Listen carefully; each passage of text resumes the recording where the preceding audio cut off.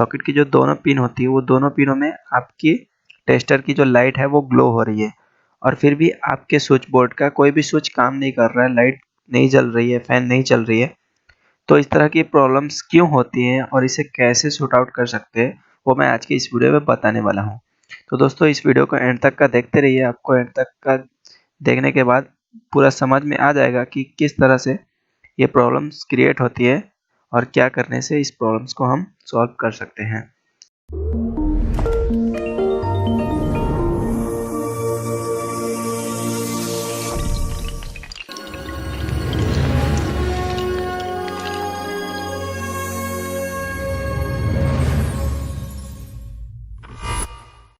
तो guys actual में मैं आपको बताना चाहूँगा कि जो स्विच बोर्ड होती है हमारे घर की, स्विच बोर्ड में सर्किट्स वायर जो होते हैं वो 3 वायर होते हैं या तो 2 वायर होते हैं।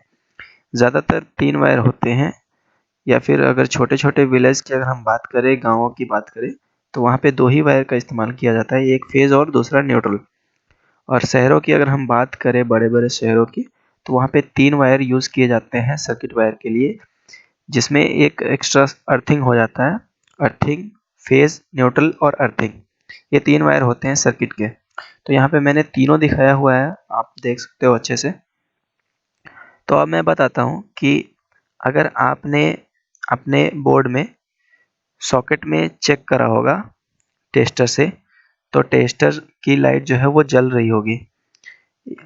एक पिन में भी चेक करा होगा तो भी जल रही होगी, और दूसरे पिन में चेक करा होगा तो भी जल रही होगी।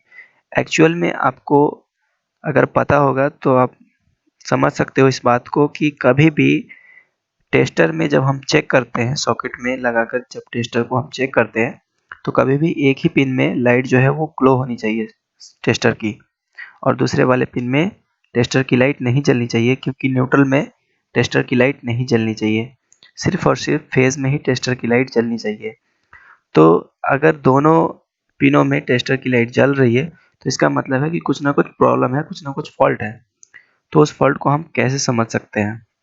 तो गाइस यहाँ पे 3 वायर आप देख रहे हो, सर्किट वायर आई हुई है।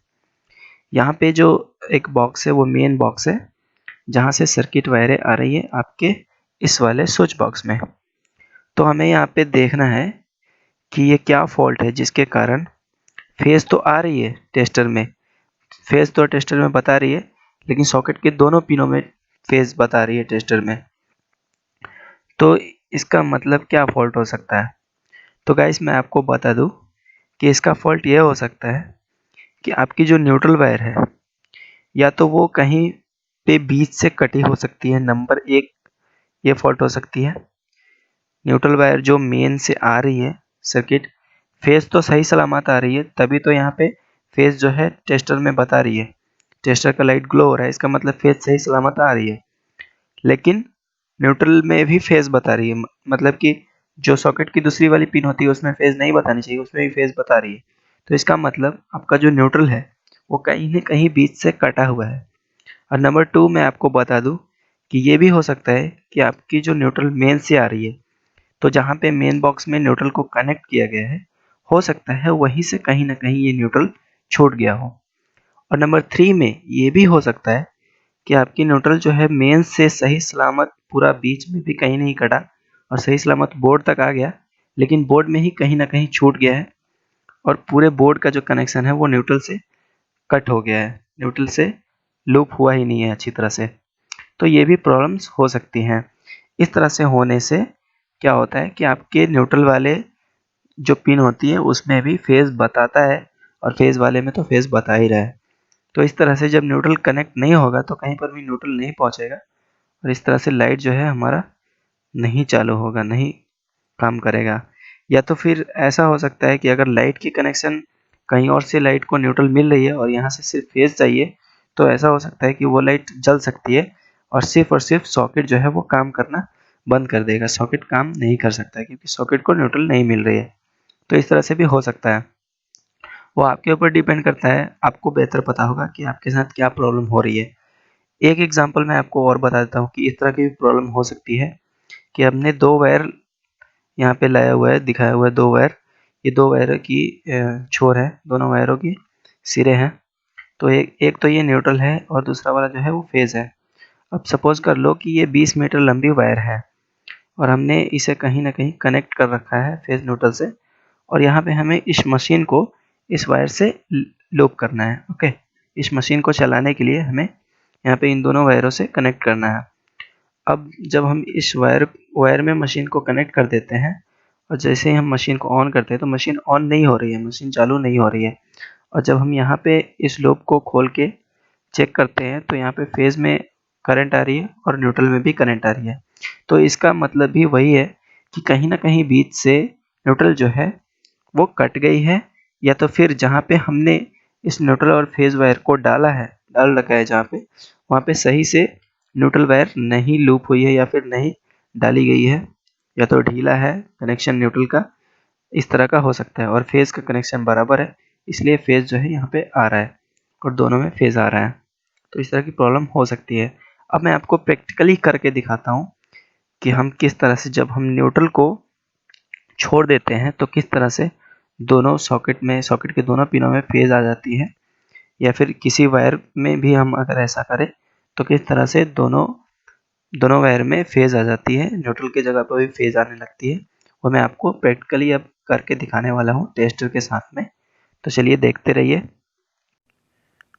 ओके गाइस, तो चलिए अब मैं आपको प्रैक्टिकल करके दिखाता हूँ कि किस तरह से जब किसी दो वायरों के बीच में से एक न्यूट्रल कट हो जाती है और फेज़ लगी रहती है तो किस तरह से दोनों में फेज़ आने लगता है। अभी मैं आपको पूरा प्रैक्टिकली करके दिखाऊंगा कि किस तरह से होता है और ये किस तरह से काम करती है। अभी आप यहाँ पे देख सकते हो, ये जो एक्सटेंशन बोर्ड है इसमें पावर ऑलरेडी चल रही है, और ये जो एक्सटेंशन बोर्ड है इसमें वायर लगा हुआ है, और इस वायर में से हम क्या करेंगे, ये यहाँ पे लगा हुआ है, हम क्या करेंगे इस वायर में से कहीं बीच से या तो कट कर देंगे, या फिर हम यहाँ पे क्या करेंगे इस पिन से एक वायर को लूप करके इसमें सिर्फ फेज़ वाले में डालेंगे।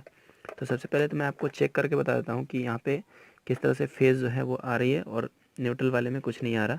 नॉन टेस्टर में जब हम चेक करते हैं तो यहाँ पे आप देख सकते हो, यहाँ पे अभी कुछ नहीं आ रही है, और इसमें जब हम चेक करेंगे तो यहाँ पे आप देख सकते हो नॉन टेस्टर में ग्लो हो रही है। उम्मीद करता हूँ आपको दिख रहा होगा अच्छे से। और जैसे ही हम इस वाले होल में लगाते हैं तो यहाँ पे कुछ भी नहीं आ रहा है। तो इससे पता चलता है कि एक में न्यूट्रल आ रही है और एक में फेज़ आ रही है। अब हमने क्या करना है, इसको सिंपली यहाँ पे लगा देना है। जब मैं इसे यहाँ पे लगा देता हूँ तो ये वायरों से होती हुई करंट यहाँ पे आती है इस एक्सटेंशन बोर्ड में, और यहाँ पे करंट जो है ग्लो होना शुरू हो जाता है जिसमें फेज़ रहती है। ये आप देख सकते हो अच्छे से। ओके, तो अब मैं आपको यहाँ पे कुछ चीज़ें जो हैं लगा के चला के दिखाने वाला हूँ। अभी मेरे पास एक ये है जिसे मैं लगा के बताऊँगा। आप देख सकते हो यहाँ पे इसकी एलईडी ग्लो हो रही है, मतलब ये अच्छे से काम कर रहा है। ठीक है, जैसे हम इसे निकालते हैं ये काम करना बंद कर देता है, आप देख सकते हो। तो अब हमें क्या करना है, इसे सिर्फ़ और सिर्फ फेज़ से कनेक्ट करना है।